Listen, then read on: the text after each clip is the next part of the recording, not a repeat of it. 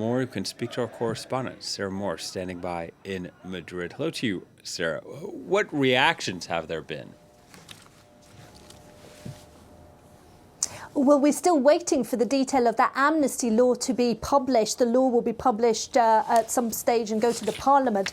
But that is concerning many judges and lawyers. And in fact, the four judges' associations, both progressive and conservative, they've unusually put out a joint statement in which they say that they are concerned about the term lawfare that was used in that four-page deal signed between the Socialists and Junts. Lawfare is taken to mean the use of the law to go after political opponents, and that is something that judges says does not happen in a democratic country like Spain. They are worried about the suggestion that there would be commissions set up in the Parliament to look at cases against Catalan separatists that could be deemed to be lawfare. They say, and I quote, "In practice, that would mean subjecting the judicial procedures and decisions to a revision by the Parliament with a self-evident interference in judicial independence that breaks the separation of powers." And we've also seen a statement from tax inspectors. They absolutely reject the deal, and they say that the problem is that it rips up the constitutional bedrock of the tax system.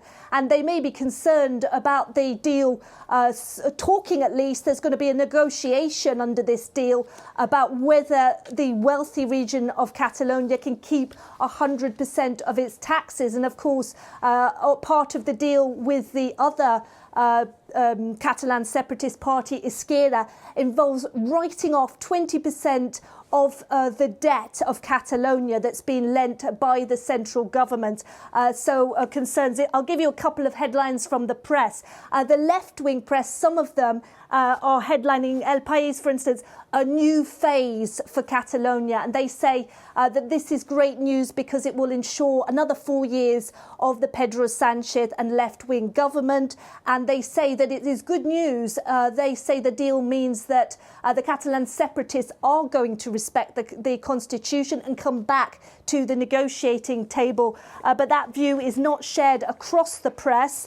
El Mundo, a centre-right newspaper, said this is a pact against the peaceful harmony of everyone. And they say that it's the first time that a Prime Minister has based his governance on somebody who is a fugitive, referring to Carles Puigdemont and the fact that he fled Spain to avoid facing the court system. And they call him a supremacist. And they say that he wants to make turn half the Catalans who disagree with him into foreigners in their own land.